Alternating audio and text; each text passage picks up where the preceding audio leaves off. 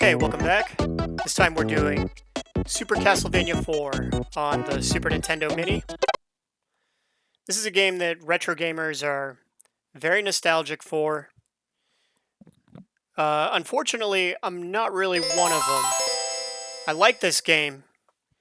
The control is good, sound is good, music is good, level design is really good.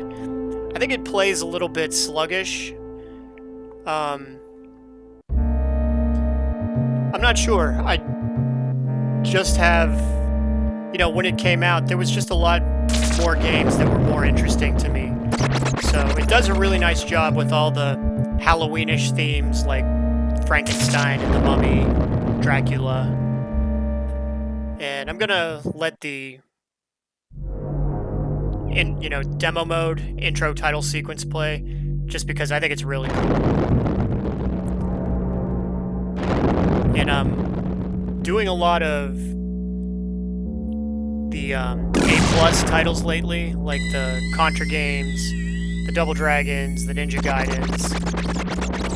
After doing games like Burger Time, Wrecking Crew, Rampage, Popeye, Donkey Kong 3, I thought it was time to get around to, games that are a bit more conventional, retro games that are a bit more conventional. And it's impossible for me to play this game without thinking of James and Mike Mondays on Cinemassacre with James Rolfe and Mike Matei. When they played this game, it was one of their best episodes. And I was very fond of that show for years, and I'm really dismayed that it's been canceled. I think it's been about a year since the last episode or something like that. And, that's what happens. The Cinemassacre channel has really changed a lot over the years. One of the first YouTube channels I can remember really enjoying the content on, especially being a retro gamer back in like 2008 or whatever. And now that Mike Matei's gone, the retro gaming aspect of the channel is gone. So it's left a big void. And I find that I really don't enjoy the content on that channel very much anymore. And, I've talked a little bit about, this game already. So I was going to just I'll make a few remarks here and there about the gameplay, but for the most part, I just wanted to use this as an opportunity. I couldn't think of a more appropriate game to, kind of air some of my grievances with Cinemassacre than by playing a game of, doing it while I play a game of Super Castlevania IV. So buckle up, strap in. We'll go ahead and get this one started.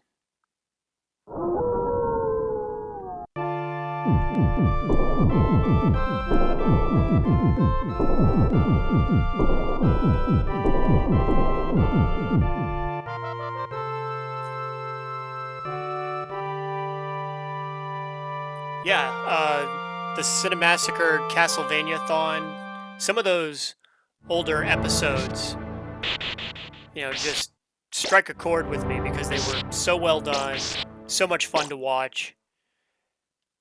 Even today, I think, if you're binge watching old Cinemassacre, you can't go wrong with the Castlevania-thon. Really enjoyed their Donkey Kong Country video.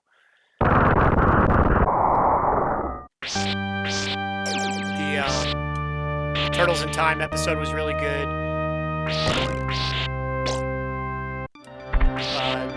Another one of my favorites, the episode where they had Bootsy come on and beat Battletoads. Really tough game. That one might be my favorite, James and Mike Mondays. But there's some bad James and Mike Mondays episodes too. Like, at one point, they started doing a lot of like mobile games. I think they were under instruction from Screenwave at that point to try and almost forgot these cameras here. under instruction from Screenwave to start doing mobile games on the channel, on the James and Mike Monday show, to try to bring in younger audience views or whatever. It wasn't very good. As a retro gamer, I found that to be kind of cynical.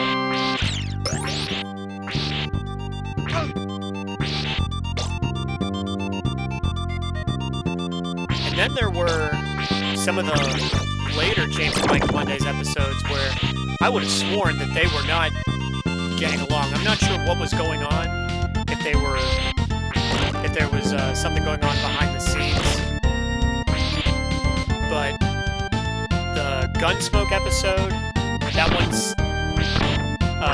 that one sticks out in my mind. James just being grouchy and impossible to get along with. The other one being the Goonies 2 episode.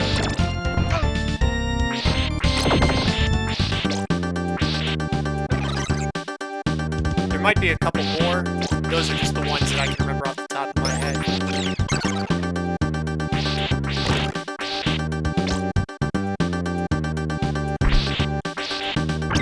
Oops, didn't mean to grab the knife. But there were a lot of really good episodes. Really like the Donkey Kong Country episode.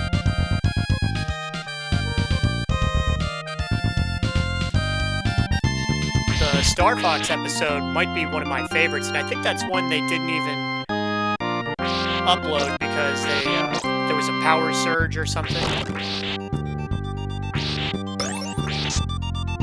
But James goes on a epic rant against iTunes that's pretty comical.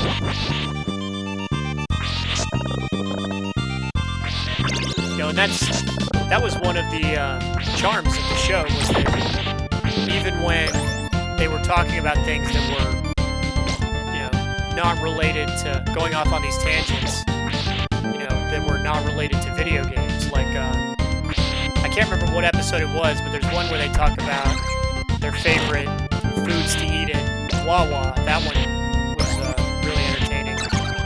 Or one where James was, you know, the iTunes rant was funny. Or one where James was talking about his favorite beers. That one was kind of funny. You know, it's moments like those that that really, like, used to take me back and remind me of, you know, some of the things that you chat about with your friends not only while you were, you know, playing the games when, you know, Super Nintendo games when they were, you know, fairly new, but also, you know, being in my early 20s or whatever,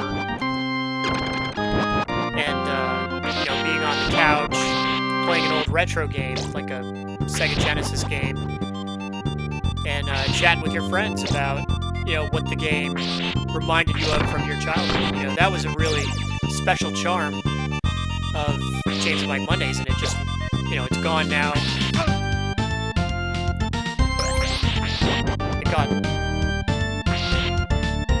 It got lost when they started doing Goonies 2 and James got grouchy Gunsmoke.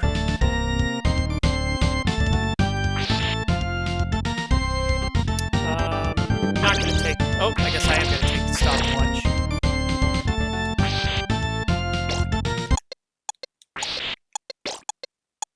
And I know there's a knife coming up that I want to avoid. Oh, that was close. Gotta be careful on those trick platforms. So now that James and Mike Mondays is gone, you know, the channel was built on, you know, the love of retro gaming, and it's just sad that retro gaming is such a small part of the channel now. Like, the complaints with the flagship show, AVGN, are piling up. I think what I find most cynical and most insulting about where Cinemassacre is right now is that your average Cinemassacre fan just wants AVGN to be good again. You know, we long for the days. Look at the Addams Family episode. You know, that one is great. You know, there's a lot going on with it, with the creative camera angles and, you know, James wearing multiple costumes, playing multiple characters. It's an ambitious episode. Probably took a while to do. But nowadays, you know, it's the same boring camera angle. And I think what I find most disagreeable is it's not just, you know, they're doing like 2 episodes a month now, very low quality, very low effort. James doesn't even play the games anymore. He doesn't write the scripts anymore. He reads, apparently he's reading off of a big bulky teleprompter, and that's what's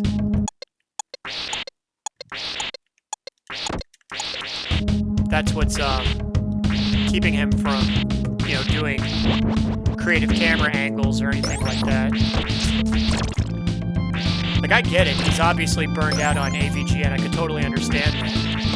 But, you know, that's the show that people come to the channel for. They don't come for that Rex Viper foolishness, unfortunately. That's, you know, I'll rant about that in a little bit, but that show is not getting, or that content's not getting any traction, and it's really confusing to the fans. It's what James is obviously passionate about, but, you know, if during the Screenwave era, what's most confusing to me is that they've added a bunch of subscribers. It was a channel with a little over 1 million subscribers, I think, when Screenwave took over 5 years ago or whatever. And they've turned it into a channel where it now has over 3.5 million subs. But kind of the problem with what's going on is despite adding all those subscribers, they're not tuning in. The newest AVGNs, you know, a few years ago, a new AVGN episode would get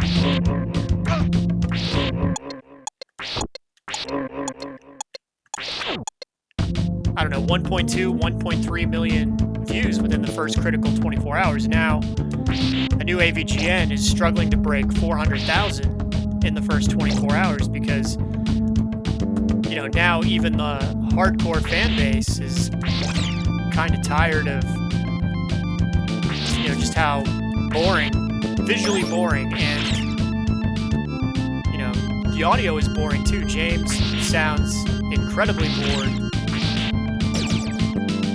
you know, when they're doing these episodes. I know he's reading off a teleprompter, but goodness gracious, you know, is there any reason to sound that bored?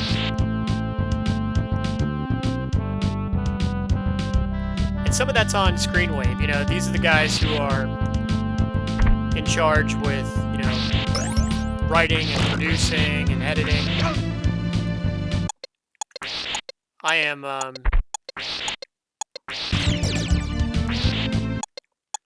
pretty surprised, you know, if I was in Screenwave's shoes and, you know, I see the numbers are spiraling downward at an alarming rate, I would tell James, listen, I need you to do 2 things. 1, I need you to stop complaining about not having time to do anything because the fans are getting sick of hearing it. You know, it's become, you know, a very meme. It's become a meme at this point. You know, James, don't have time for this, don't have time for that. Like, you know, James is supposed to be this very passionate filmmaker, and he uploads a video where he says, here's my idea for a movie I have time. I don't have time to make, and I never will. You know, how cynical is that? That's, you know, what happened to the passion? You can have a family and have a passion. It's, you know, it's not one or the other. You can have both. that's what's so confusing to fans.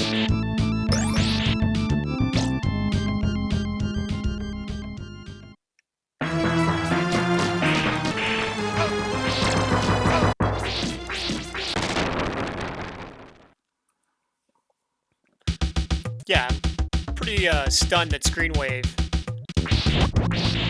tell him to step up his game with, delivering the lines.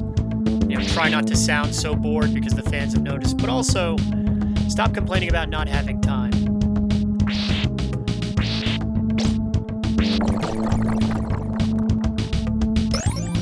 And I guess now we can move on to the Rex Viper stuff. Like, this is all kinds of confusing to Cinemassacre fans. Like, I get it, James is passionate about music. Unfortunately, it's not what the fans come to the channel for. They come to the channel for, retro gaming and the nerd and funny jokes.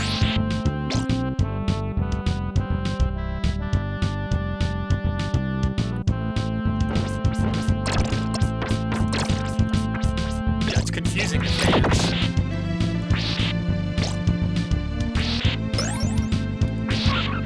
Supposedly, I don't know if it's the full story or whatever, but supposedly the music stuff, which, the Rex Viper stuff, is failing to get traction. Supposedly that's what drove Mike Matei away from the channel. I don't know if that's 100% true, but that seems to be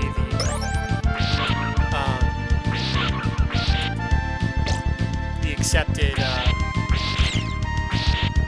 explanation.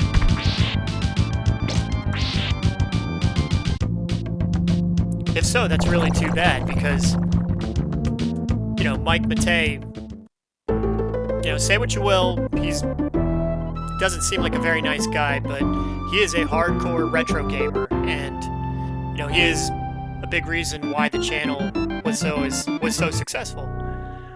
To ignore retro gaming and, everything Mike Matei is to retro game, you're killing your golden goose.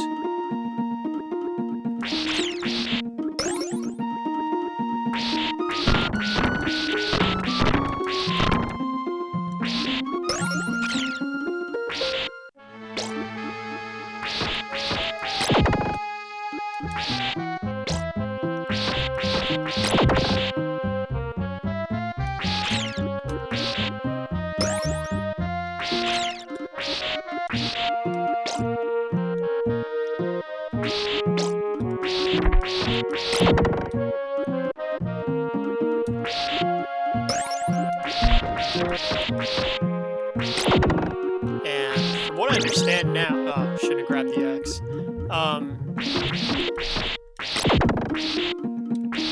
They're supposed to be launching a podcast pretty soon. Maybe they'll have launched it by the time I put this. Okay, I got my crucifix back. But podcast is a really bad idea. It's a very stale idea. The thing about podcasts, and you can use Pat the NES Punk as an example. Pat used to do, AVGN style game reviews, roasts. I'm gonna take the holy water. He wasn't doing anywhere near as well as AVGN, so he decided, because those were quite a bit more work to do, or they required quite a bit more time and effort, so he just exclusively does podcasts. The problem with podcasts is that they are very short term. They have very low rewatchability. Whatever your podcast does in the first, week, maybe, of being live, that's it. It's not going to, grow in views over the years. Like, some of these AVGNs, I don't know how many views they had, like the Friday the 13th episode. I couldn't tell you how many views it had a few years ago. But fans do come back and rewatch those old episodes. They do have, long-term rewatchability. So going the way of a podcast seems like an especially bad idea. And the other risk with doing the podcast, one, there's the risk of a bad hot take. That happens to all the best of us. Take Pat the NES Punk. Him and Ian and their infamously bad hot take on Diablo Immortal.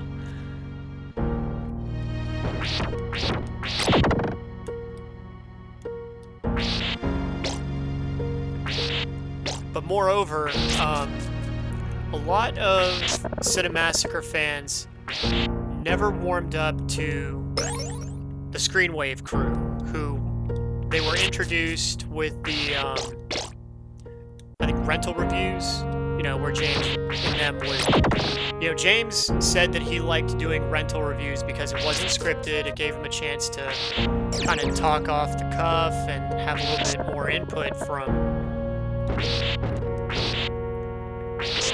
other contributors. Unfortunately, if you've watched rental reviews, much of it is just James, standing off in the corner, awkwardly grinning, saying, "Yep," while the Screenwave guys, just railroad him.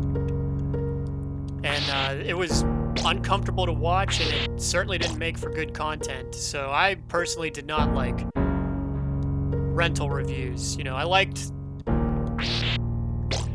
it when it's a little bit more professional. The other problem, and this is a big reason why Tony from Hack the Movies, despite all of the, publicity he's gotten and all the resources from Screenwave Media, his channel still struggles to get traction. I don't get the sense from Tony or Justin or Kieran that these are persons that are competent students of film. I think of Gold Standard, which is Red Letter Media, and those guys, they're incredible. Like, they are funny to listen to. Their stuff is obviously somewhat scripted.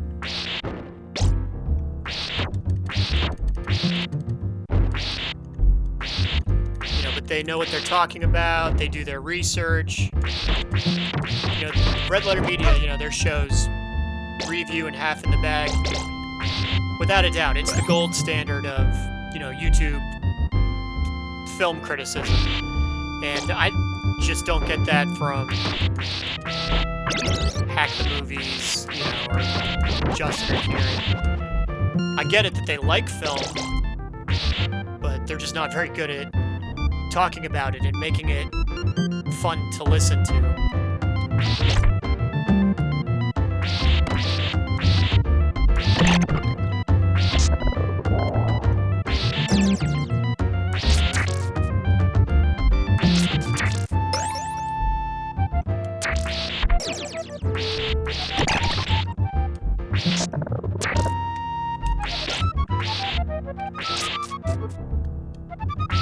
Having an okay run so far. I'm not that good at this game, but these first few levels are fairly easy.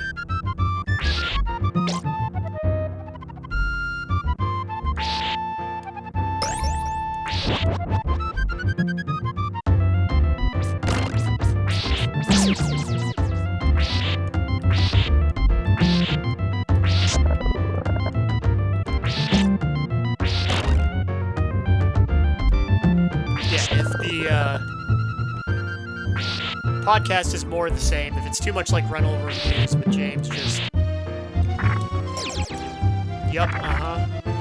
then it's doomed. The first couple installments might do fairly well, with views, because fans will be curious about what it is and how it goes, but I think they'll get tired of it pretty quickly. The only, the show that people come in for is AVGN, and that's just what drives me nuts about, the Screenwave era of Cinemassacre. It seems, I get the impression, and I really hate to say it, but they are just hell-bent on not... I hate this guy. What a cheap way to lose a life. But they're just hell-bent on... like if you asked, the Cinemassacre fans who have been gradually tuning out, what would it take to win you back as a Cinemassacre fan? I guarantee you they'd say, we want to see AVGN, with significantly more effort. No more, boring camera angle. No more teleprompter. No more James sounding like he's reading a phone book. We want, we want to see him, really putting forth more effort. And, AVGN is the heart of the channel, and any doctor will tell you, without the heart, the body dies.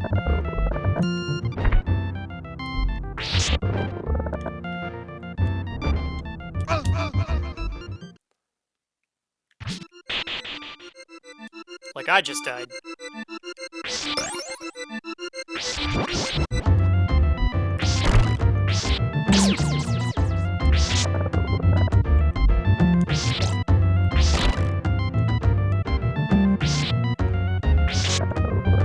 But for whatever reason,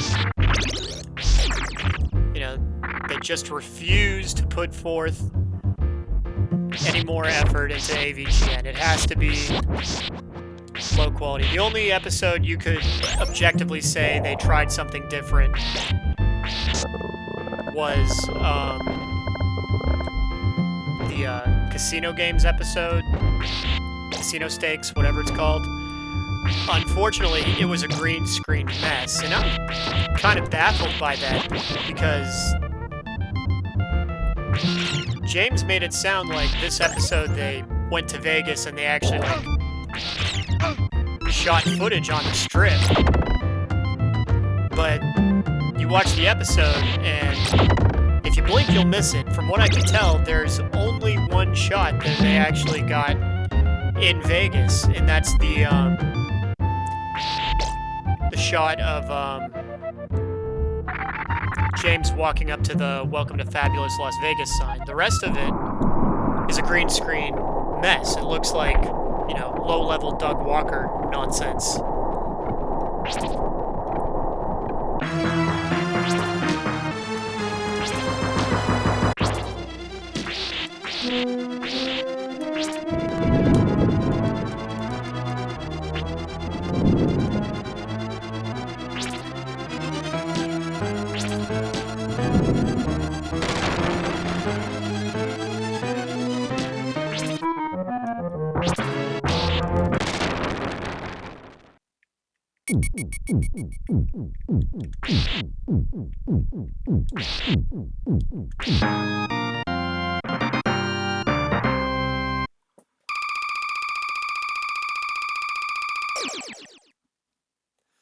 Now, the subjects I think that a lot of fans would like to hear, for what it's worth, honestly, a podcast is, in my opinion, is a little bit on the lazy side, with regards to putting out content.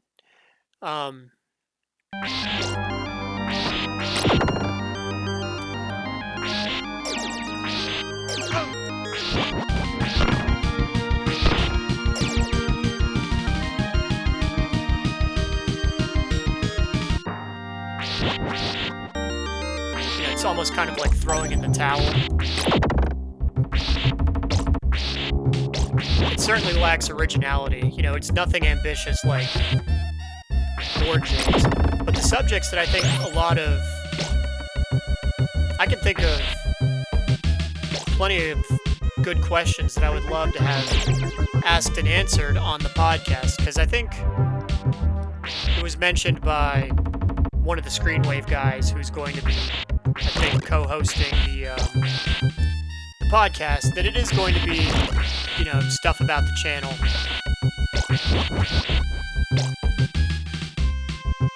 But I think fans would like to hear, what happened to the original guys like, Mike Tay, Bootsy,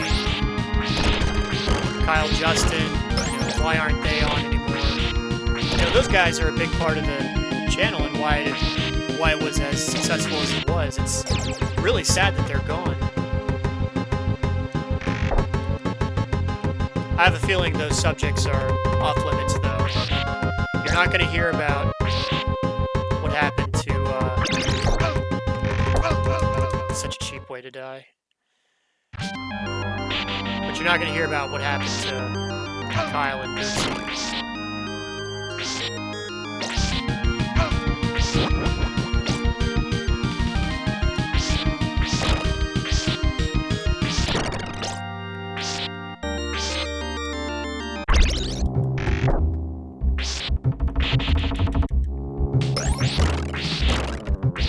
I'd like to know why they delete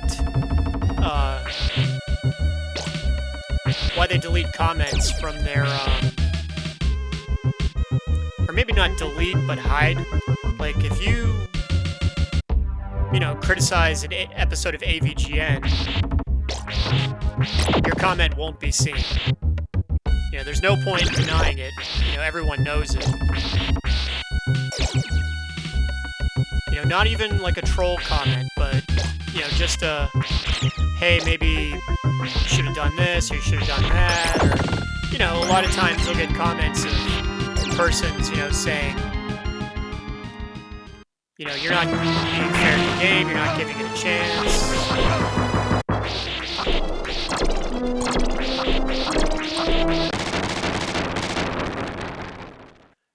And that comment will never be, you'll never see it get a reply or a like or anything like that. It'll just be disappeared. I always wondered why that was. I think that's very disingenuous.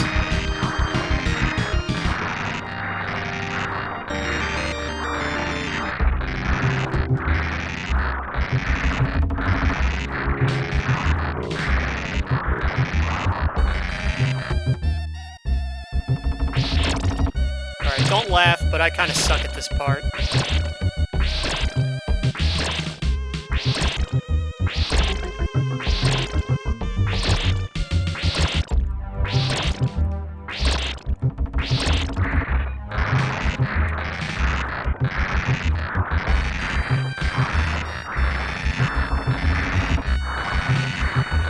So we'll play either till I get game over or till I make it to the castle.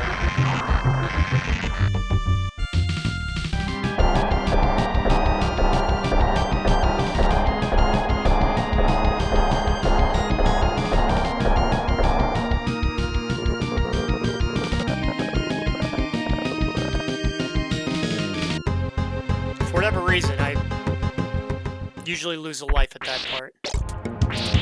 Alright, in this part, visually it's very interesting.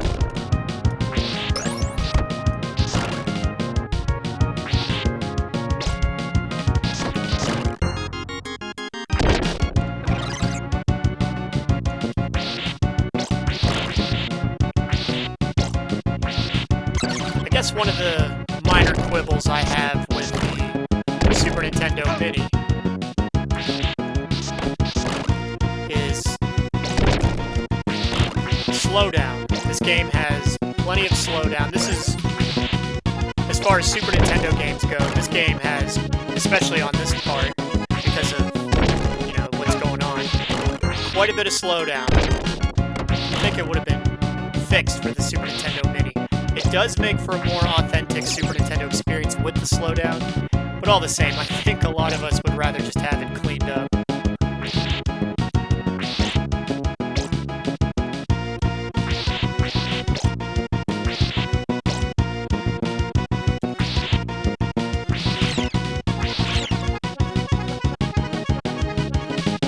I'm not very good at this part either. I usually lose a life here. So I don't know, I think that's all my grievances with Cinemassacre. Just,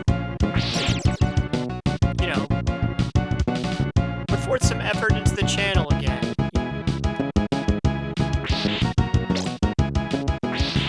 Is that too much to ask? Or, excuse me, not the channel, but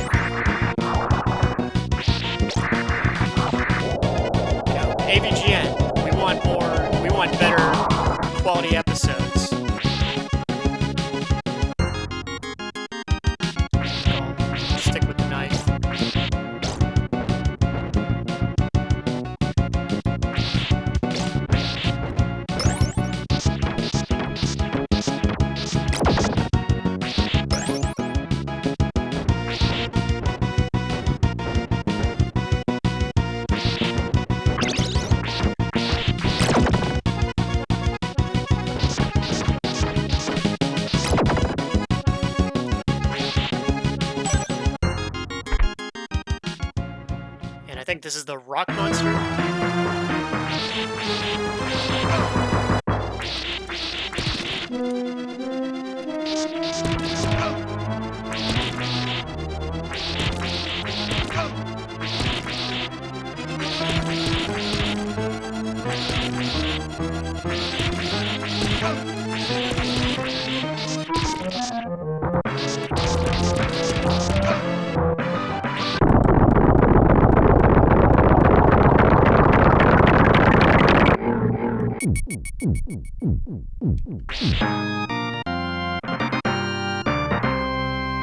What do you know, the double shot with the knife actually helped.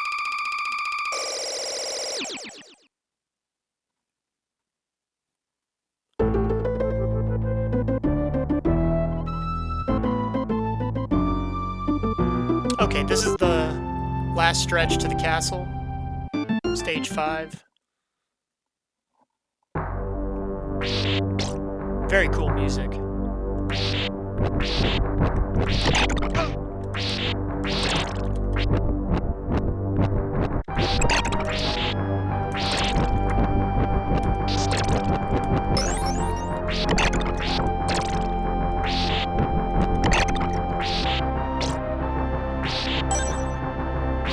Triple shot with the knife.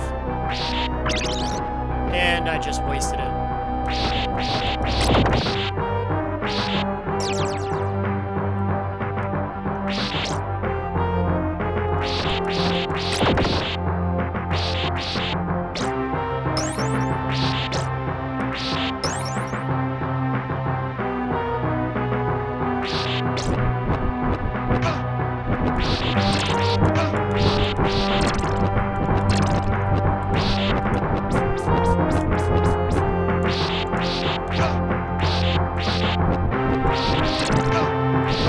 Oh my goodness. This is supposed to be an easy level and I'm blowing it.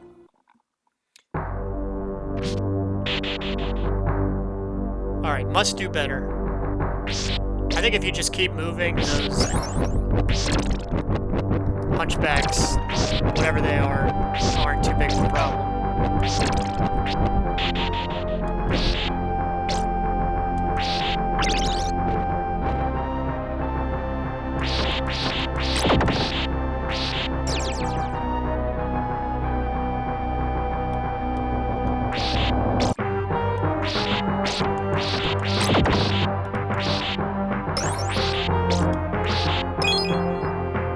And I got an extra life.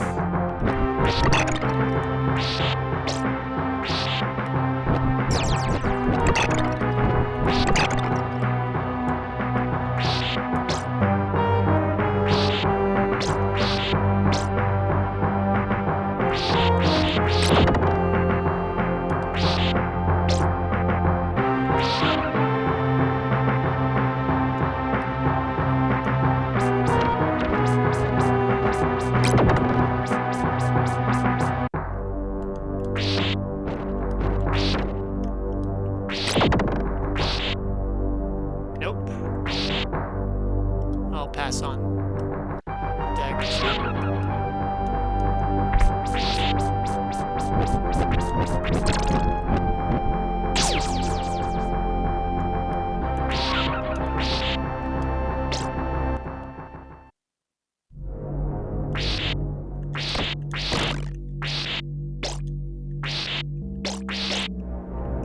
This game really does have really good music.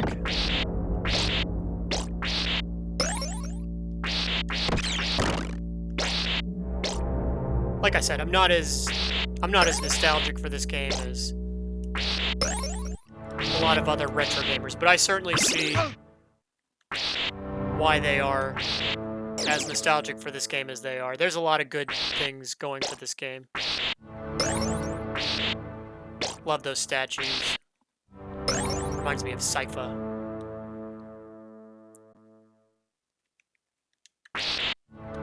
Is there like any extra lives?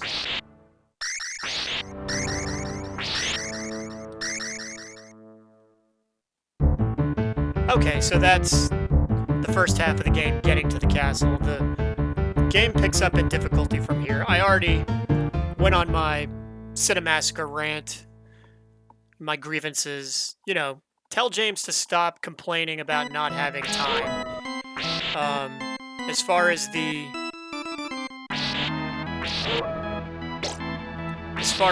podcast is concerned, take some hard questions, and for the love of God, please, you know, I don't buy that excuse that his teleprompter is, takes 4 hours to set up. You have to put in more effort. I don't know why putting in more effort is off the table. It has to be low effort.